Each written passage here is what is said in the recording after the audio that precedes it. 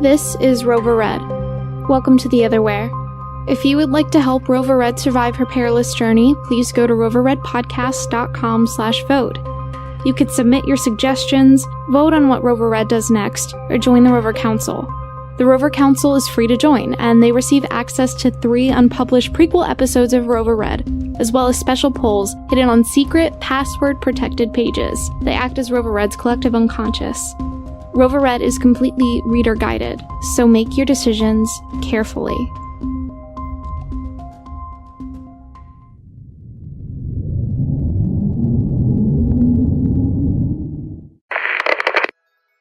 Leah chewed at the inside of her cheek as she waited for Jonah. We've made it so far, Nightshade. Nightshade? No, Leah. We've made it so far. You and I. Sounds like someone's jealous. I've already told you once that I am an artificial intelligence and thus do not get jealous. Sure. Whatever you say. She's totally not jealous, right, Nightshade? The door to Jonah's chambers opened and Sasha walked in. I'm here to take you to meet your brother. I thought he was meeting us here. Sasha shook her head no. Jolene thought you would both be more comfortable in the dining hall. That doesn't sound more comfortable. Sasha shrugged. How would you know? Fine. Lead the way. Let's go, Nightshade. Nightshade swam up to the neck of Leah's suit and disappeared inside as Sasha led Leah out from Jonah's chambers. Did Jolene deal with Slade? Yes, Sasha said. There was a slight hiccup, though. Hiccup? What hiccup? Sasha put her hand on Leah's shoulder as they walked. Once a rover has been declared Rover Red, that designation never goes away. Unless you complete the Imperium, Sasha said. Leah could see the pity in her eyes. Evie? What's the Imperium? You have to unite the Otherwhere. Oh. Is that all? Just unite the Otherwhere? Yes. Until then, the Rover Red designation will still apply to you, but there will no longer be a bounty on your head. What does that mean? No one will try to apprehend you. But you also won't receive help from anyone. I don't even get help from you. You couldn't have told me this when I was dealing with Jolene. You'd previously cut me off, Leah, and you've chosen to ignore my advice thus far, so I didn't see any reason to attempt to tell you about it. It would have been helpful, but none of that matters. I'm finally going to see Jonah again. Has Jolene been taking good care of him? Sasha nodded and slowed her pace. The speaker gets the best of everything. Before you see him, though, Jolene would like to have a word. About? Sasha shrugged. I couldn't say. Of course you couldn't. Sasha rolled her eyes and stopped before a familiar door. The trophy room. Yes, Sasha said. The trophy room. Jolene is awaiting your company inside. Okay, let's get this over with. As Leah walked into the trophy room, Jolene smiled down from her throne. Ah, Leah, how are you doing? Are you excited to soon be reunited with your brother? Yes, I've been excited to see him since the last time I was here and you told me you were his mother and that he could speak. Jolene laughed. And look at how much you've grown since then. It's amazing, really. Uh-huh. Are you ready to seal our agreement per conquest requirements? Something flashed across Jolene's face that looked like a mixture of malice and amusement. There was an awful glee to the look, but it disappeared quickly when Jolene spoke. Whatever you say, Rover Red. Whatever you say. I guess you don't have as much power as you thought. Jolene leaned forward. I don't pretend to control the ridiculous ways you rovers navigate through life. Feel free to ask Slade about it, though. Point me in his direction, and I will. No, I don't think so, Jolene said, shaking her head. He's a bit more important alive than dead right now. You sure? Jolene laughed. Yes, you have definitely changed since the last time we were in this room. What happened to the naive little rover? I miss her. That little Rover disappeared when she thought her brother died with rickets. Well, Jolene said, I can see how surviving a thing like that could kill a part of you. Right. So, moving forward, are you prepared to seal our agreement? Jolene let out a sizable sigh at this. Yes, sure, fine, always in a hurry. What were the terms again? I go to Famine and sack the capital for you. In exchange, you release Deadlife. You are also to have Lieutenant Slade remove the Rover Red designation and let me talk to Jonah. You will also provide a turbine so that I may travel the other way much faster than walking. Jolene raised a single eyebrow. And you're fine with the standard consequence that will occur if you break this seal? Yes. Jolene nodded. Are you aware that I will send trackers after you if you fail to deliver the Famine capital? Yes. Jolene snapped her fingers and the door behind Leah opened. Sasha entered the trophy room again. She held a black box with a bright blue number 18 on it. What's this? Insurance, Jolene said. I told you that I would be sending trackers after you if you break the seal. I was here, and I said that was fine. I asked you what this box was. Jolene rolled her eyes, and Sasha answered. It's a tracking box. It takes a sample of your DNA and stores it. If you break the seal, your DNA will be replicated and distributed to any and all trackers that Jolene chooses to contract. Evie, is this standard? Asking for my input surely isn't. Evie. Leah. Yes or no? Yes. Thank you. Jolene shook her head with pity at the dumb little Rover's struggle to endear herself to an artificial intelligence. So, I just put my hand on top of the box? Sasha shook her head no. You hold the box until the number turns red. Oh.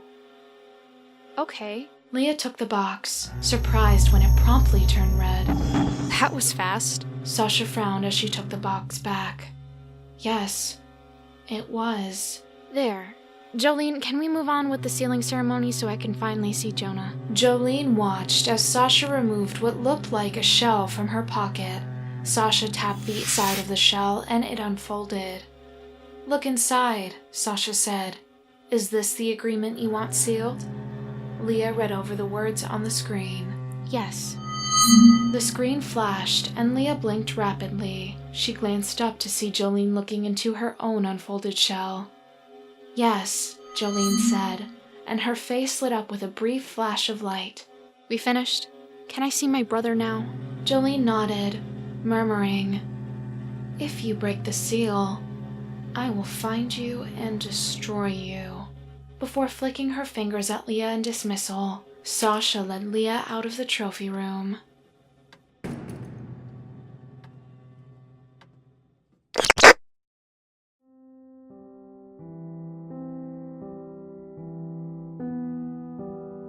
Hello, loyal listener. The following message is for those tuned into the Project Nightlight feed.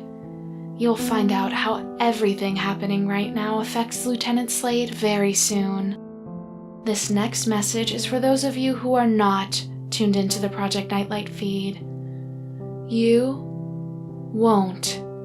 If you would like to be kept in the loop, please visit roverredpodcast.com/support.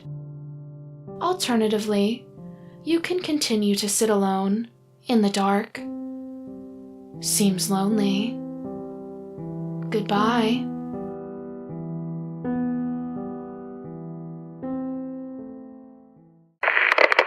As Sasha and Leah approached the dining hall, Read it, Evie.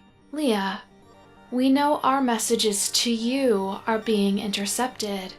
Your messages to us are safe so far. Please send us a list of non-obvious code words for people, places, groups we can use to better safeguard you as you continue your journey. United we stand. Red. Silt. Sasha snorted. Of course we're intercepting messages from the Rover Council. I've gotta say though, what your friends on the Rover Council are suggesting makes it seem as though you're trying to hide something. Are you? No, I'm not hiding anything. Are you sure? Sasha asked. Once you leave the Colosseum, you will be expected to travel directly to the Famine capital. Did you have another plan in place? I don't know what you're talking about. I sealed the agreement with Jolene. I'm going to do what I said. That's a good idea, Sasha said. If I were you, I wouldn't double-cross Jolene, or anyone in Conquest, after sealing an agreement. Do you know from experience or something? Something, Sasha agreed. You've managed to survive for this long. It would be a real shame for you to do something stupid to ruin your streak of living. I'm not going to do anything stupid. I'm just going to keep moving ahead, one step at a time. That's a good idea, Sasha said. Keep your eye on that prize. Keep your eye on Jonah. I'm not doing this for him. I'm doing this for the otherware. Sasha snorted. Sure you are. Leah quit walking. Look, I don't care what you think of me or what I'm doing, but I'm doing my best to make the otherware a better world. What are you doing besides being the lapdog of a woman who doesn't care whether you live or die? Sasha's eyes narrowed. It's a little more complicated. And my situation isn't complicated? My brother is the speaker. You kidnapped him. Now I've made a deal to travel to Famine to conquer a city I've never even visited. All for what? To help my brother? No. To help myself? Definitely not. Then why? To help the otherware. To release those children the Emperor employs as soldiers. Sasha chewed on her lip a moment before speaking. What's interesting to me is that you're willing to destroy the capital city of Famine for some kids. How does that equate in your head? I'm not destroying anything. I'm going to Famine to speak with their queen. Sasha shook her head slowly. Just like that? And she's what? Supposed to hand over her province? Maybe. I'll tell you one thing, Sasha said. I want to believe you. I really do. I don't think children should be soldiers, and I definitely don't want my child to ever be in dead life. But I just don't see how you plan to change anything. I'm the speaker of unnatural origin. Trust me. I'm going to change things here. Sasha sighed, looking around to ensure that no one was within earshot before speaking. Look, I really want to believe in what you're selling. I want to hope for a better world, but it's hard. What if I helped you? Sasha looked wary. You would help me? Yeah. That's why I'm doing all of this. I have a plan to help everyone, not just Dead Life.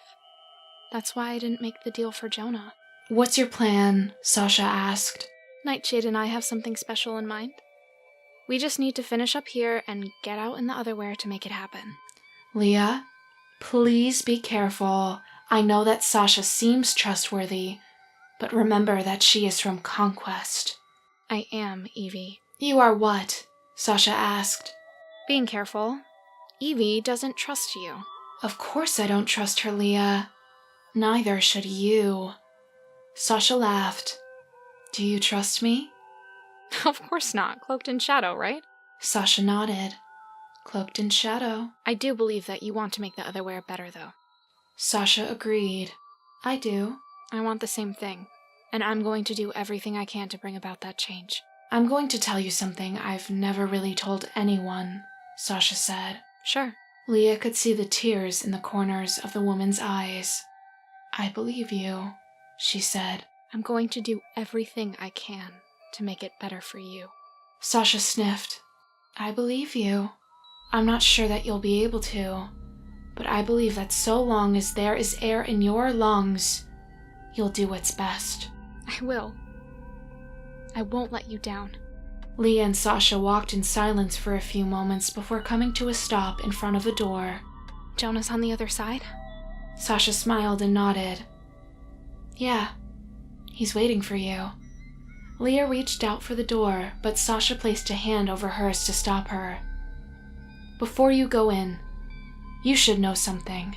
What is it? Don't make any sudden movements. The speaker's safety is the highest priority for Jolene. The room is lined with Dead Life soldiers. If you make any sudden movements, you will cease to exist. Do you understand? Yes, I understand. I am serious, Sasha said.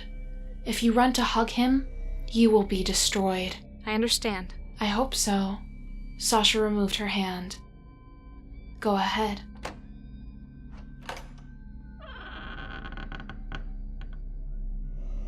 Jonah?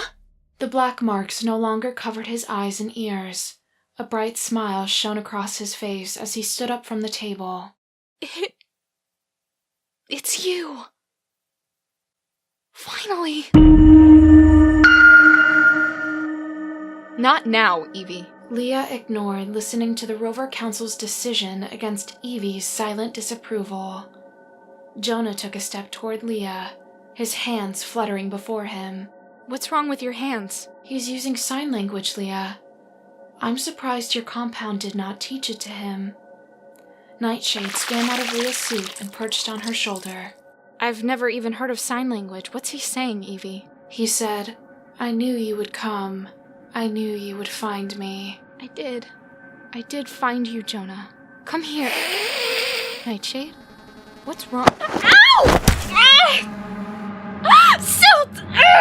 Several hands grabbed Leah roughly and threw her to the ground. Her head cracked against the marble floor of the dining hall. The room spun lazily as she tried to sit up. Guards surrounded Jonah and pulled him from the room. No! Jonah! Nightshade's tail flattened and whipped out. The foot of one of the Dead Life soldiers attempting to restrain Leah fell away, as if it had never been attached. Several others came to the boy's aid, dragging him away as he clutched at where his foot had once been, a river of blood following his progress across the marble. One of the soldiers screamed, "That thing is made from refined silt! Flood it!" A spray of water shot from one of the Dead Life soldiers' suits, washing Nightshade's back legs away. Nightshade mewed for Leah, crawling to get to her, but a second burst of water impacted the side of Nightshade's face. It washed away as Leah screamed. No! Sasha crouched down next to Leah and brushed the hair from her face. What? Why? They betrayed you, Sasha said. She let out a little laugh and shook her head. They betrayed you. Who?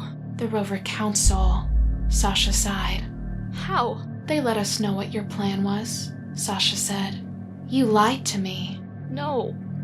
They wouldn't do that. Sasha laughed. But they did.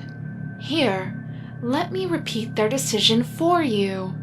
Order Slade to give you the firewall keys and don't take no for an answer. After you get them, send him to the Oracle in Death to find out where the shards are. Go to the Conquest Capital and take care to avoid all Rover compounds. You what? Sasha asked. You weren't going to the Conquest Capital? Is that what you were going to say? I trusted you. I believed in you. No, I'm going to stop you there, Sasha said. Jolene will take care of this herself. Sasha closed her hand into a fist around Leah's hair, pulled her head a few inches above the marble floor, and then slammed it down. No! Ow!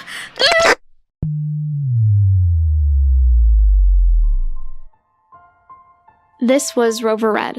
We'll see you back here in 2 weeks. Your suggestions and votes will determine Leah's future in the Otherwhere. That website, one last time, is roverredpodcast.com/vote. Vote wisely. Rover Red was produced by Bloodworth Creative, starring Madison Martin as Leah, and written by Christopher Bloodworth. If you enjoyed Rover Red, please rate and especially review on iTunes, Stitcher, or wherever you found us. Reviews are important because they keep us on the charts where people can find our show.